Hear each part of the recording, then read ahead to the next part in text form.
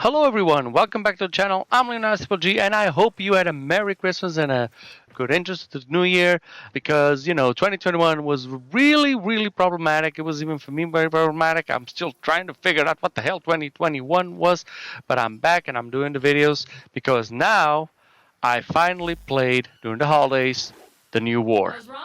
And I'll give you the review of it in two parts. The first part will be a non-spoiler review, just my thoughts and appreciation of it, and the second part will be a heavy spoiler review.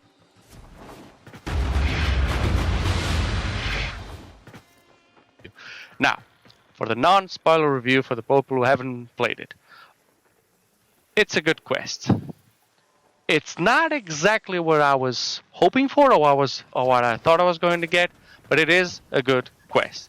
The first part does present a little bit of a problem trying to figure out everything. The first part, if you've seen, is when you play with the factions, the Greniers and the Corps, and there was a part in the Corpus mission that I got really confused about what to do. I know some people spend over half an hour trying to figure out that part. So, maybe if you're having troubles in that part, you can go and check out those gameplays. I wouldn't advise you. I just figure it out for yourself. The middle part, the second act of the quest, is really good. That's the part I really enjoyed about the entire quest. It was really good. And the third part is, of course, the resolution of what happens to Palace and to Lotus. And here we do have a resolution. That part is finished.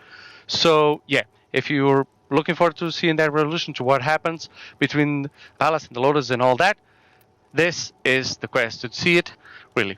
Now, the thing that I didn't like was, like I said, it wasn't exactly what I was looking for, let's say what I had in mind, and they introduced a new dynamic to the story, so to speak, that really can go both ways. I mean, it can literally go both ways. I cannot say any more of it, or else I will spoil the quest for you. But if you haven't played the quest, play the quest. I'm sure, maybe you'll have some tribulations like I did, but for the most part, it is enjoyable to play the new quest, and you do get a resolution to what happens to Lotus and Palace. So if you're eager to do that, go and play it, and figure out for yourself if you liked it or if you didn't. But that's all I have to say. Now, I'm going to enter into spoiler territory, so if you have not played it, if you want to hear any spoilers, just leave right now. Thank you for coming. Leave a like, or give it a dislike, make a comment if you're going to play it, you haven't played it. But leave right now, because this is spoiler territory, heavy spoiler territory. Okay, you gone? You're still here? Okay, let's go. This is not a new war. Okay, everything that was presented to us with the factions and fighting with the factions and maybe getting the factions riled up to fight against the sentients, it does not happen here. In the first act, we lose the war. We completely lose the war. We have to play with every single faction, but tension dies and we lose the Lotus and we lose the Operator right in the first act. That's it. That's all that happens. On the second act, we jump ahead in the future. Here's the problem. We don't know if it's actually the future. We see the Operator is older, but it might just be an alternate reality. We haven't really figured out because of a thing I'll talk further ahead. But the Operator is older, you're further ahead in time, and you have to fight some creatures, some Warframes that were, how can I say, not infested, but they were changed, and they're called Argons. And this is the part I enjoy the most. Playing with the Drifter, you have a small number of weapons, a small number of, I wouldn't say exactly abilities, but a small kit that you have to learn how to use in order to fight, in order to complete missions and to fight these Archons. This was absolutely the best part of the entire quest. That way it just evens the playing field. You don't get a great Warframe like method to just destroy everything, or you maybe a Loki just to go invisible and skip everything. No, you really have to just use the Operator and just use what he has in his kit to complete the missions and beat the Archons. I really enjoyed this part. There was just one thing about playing the Drifter that I didn't really understand or didn't really like, because there's a part where you play with the Drifter and you have to save certain prisoners. There's 10 prisoners for each level, of kind of like that, and it counts for nothing. I mean, if you save them or if you don't, it doesn't really do anything for the outcome or for the story. I think it was a missed opportunity. I'm not saying that you have to save everybody, but for the little ones that you save, maybe you can meet them and then talk to them after the the mission, they will give you a little bit of information, but it's not something that would be necessary, but it would add something to the quest, add something to the result of saving them or not, and they didn't do that. And then another thing that I didn't like is that you're supposed to play against 3 Archons, and each one has a crystal that allows you to give life back to the Lotus. The 3rd Archon is stolen from us. I mean, I choose to play against the other 2 that I haven't played in the I don't know, the first part of the 2nd act, for instance, which is the one which was Mag with the snakehead. I left that one for last because I already saw who he was, so I wanted to face the other 2. I faced the other 2, and then we get robbed from the 3rd mission, from the 3rd Archon. Basically, the Lotus wakes up and runs away, so we run after. Then we have to, this is a part where we have to take the Necromech, and this part was just shoved down in our throats in the mission. I mean, it makes no sense. At this point, we already got the Warframe back, and then it tells us, okay, you gotta get the Necromech to do this final part, the final act, the 3rd act. And I was like, why? I already have my Warframe. I don't need this piece of junk work to do this. But they say, no, you have to take it, and you take it, and you follow arrow, which I didn't like.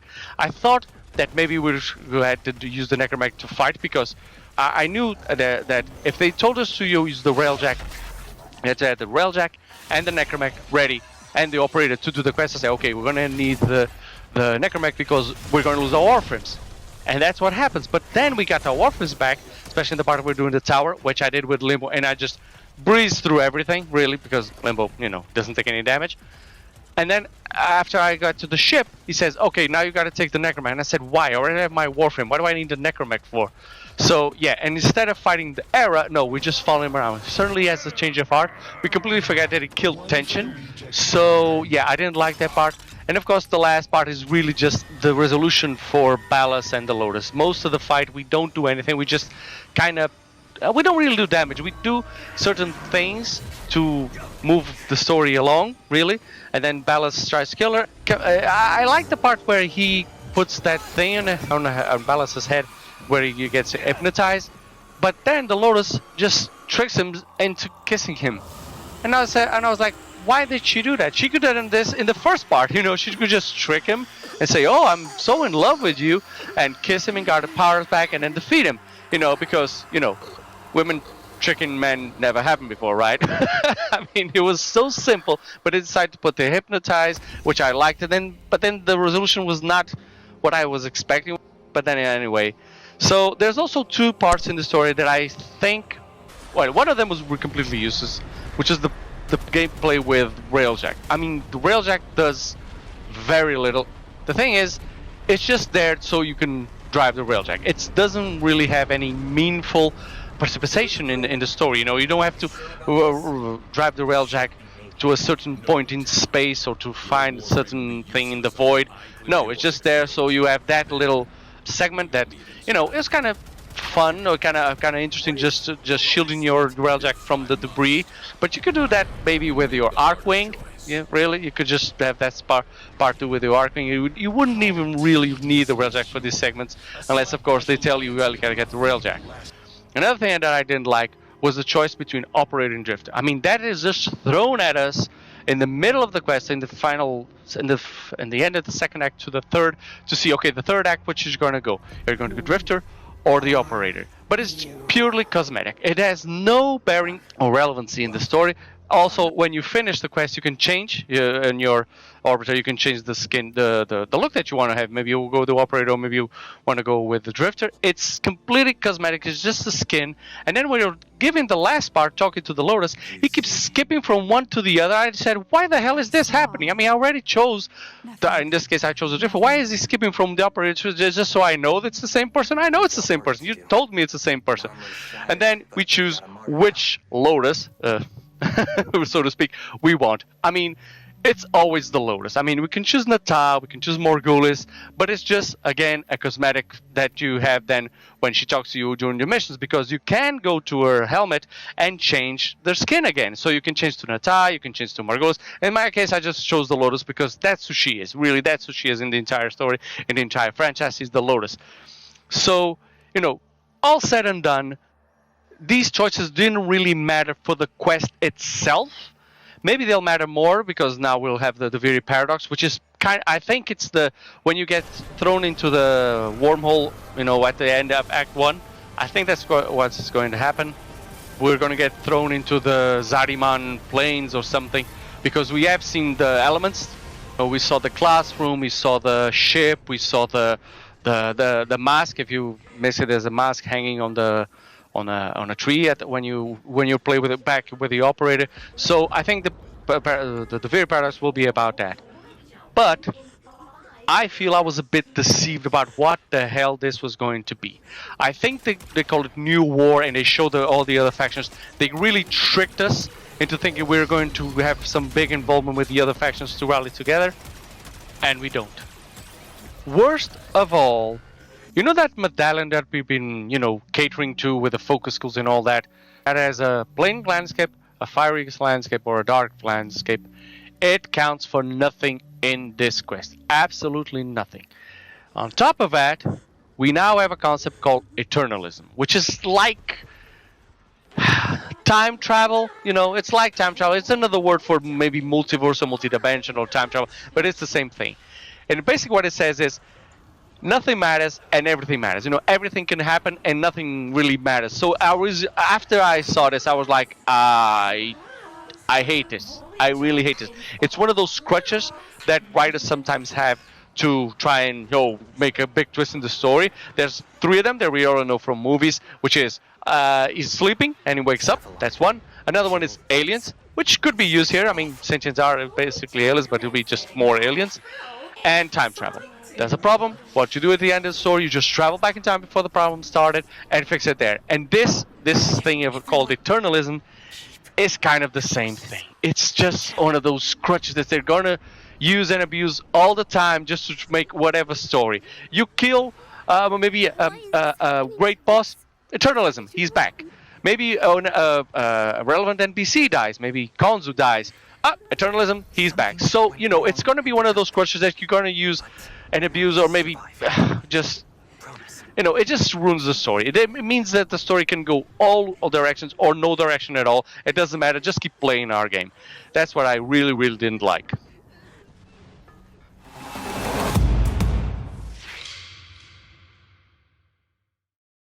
So, in my opinion, if this was all they were going to show us, if this was not going to be a new war, this was going to be all focused on the Drifter, I think they should have at least changed the title and removed the factions from the beginning. They really misled and deceived the Tenno and the players, at least they did to me, and they did to a couple of other YouTubers that I've seen, that, with the other factions, it doesn't do anything. So just leave it as Drifter. Maybe they could call it Warframe the Drifter, or maybe if that's too on the nose, maybe they call it the Derelict, because Derelict is a synonym to Drifter, or maybe just call it the Big Shift. And people will see a war and say, oh, it's going to be a big shift because of the war. And no, the big shift will be actually the time travel that you get to do with the Drifter. So, in my opinion, they should just, you start the quest, you maybe play the part with tension, and then you lose. You play against Palace and you lose. You get sent to the wormhole, you appear in the future, you play as a Drifter, you fight the 3 Archons to rebuild the Lotus. Once you rebuild the Lotus, she uses her power to travel you back in time to the, the part where you got thrown into the hole. You fight Palace like you do, and then that's it. You defeat Palace, the man on the wall appears, to give segment to the Devir, and that's it. They could have just, compressed the quest a lot more and just delivered what they actually had to deliver to us without doing this, oh, it's going to be a new war, it's going to have Grenier and Corpus, instead of doing that.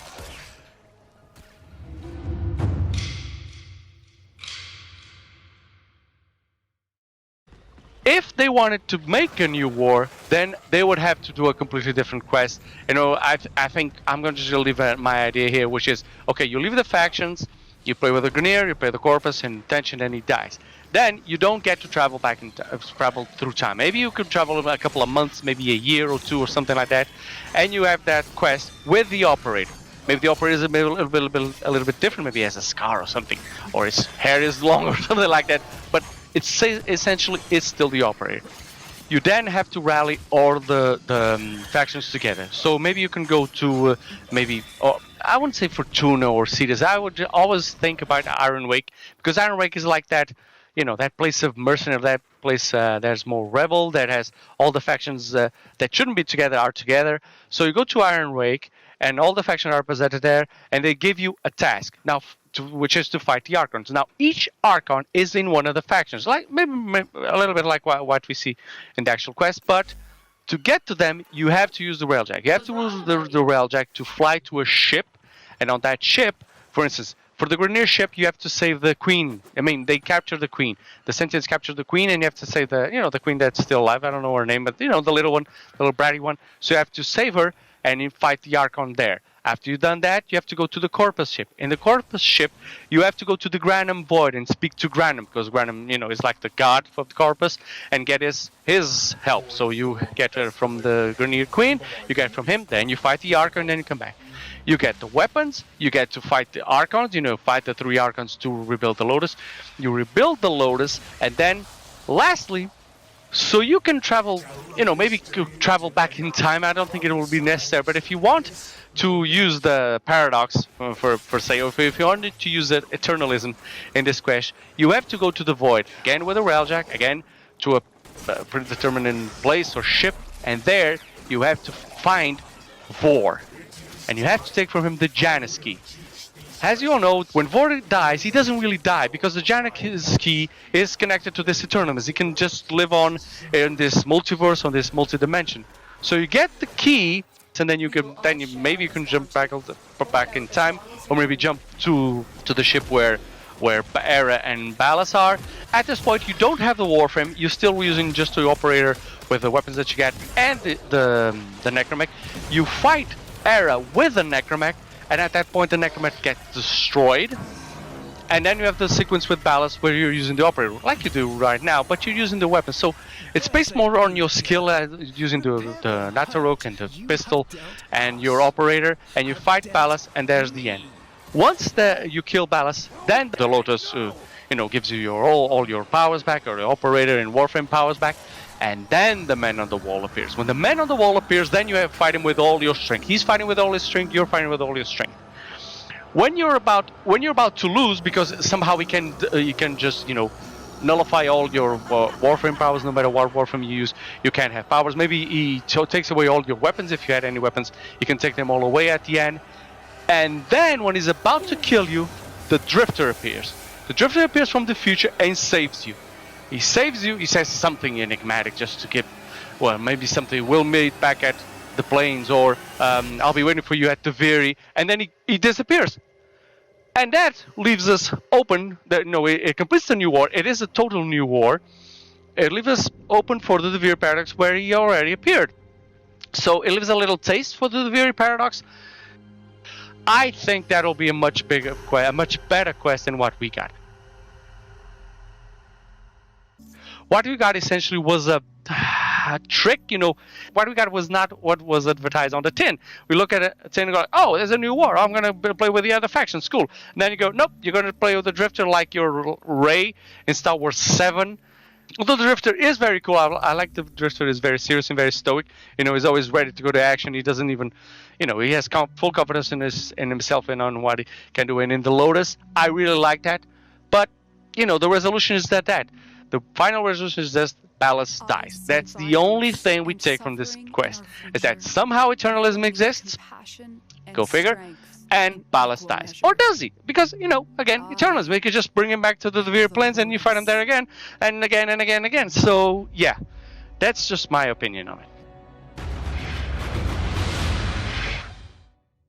Honestly, with this quest, I was expecting 3 major things. One would be a kick-ass music, which they don't have. They did an armor, which I hate these music. I mean, I think it's well used here. I think it's like when you Winter Fortuna and you see We All Live Together. It's the same thing. It's like a cult song, so it works there. But it's not it's not like the Matrix music with a chorus and all that. I wanted to have a big boss fight. I didn't have that. And I wanted to have a big star battle fight. Because remember, we can drive Darwins and we can drive Grineer ships and Corpus ships. So I was thinking maybe we have to take these ships to complete these missions. Like I said in the version that I spoke about, to get to the ships you had to take to get to the Grineer ship, you had to take the Grineer ship with you. to corporate ships. You have to go take a corporate ship with you, so it would work a lot better. But we didn't get it. We didn't get a kick-ass song.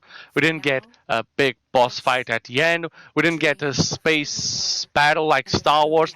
We didn't even get a cool cinematic at the end. And this is really, really what, just brought me down really, really bad. Because they did these amazing trailers. They have now an amazing cinematic at the beginning of Warframe.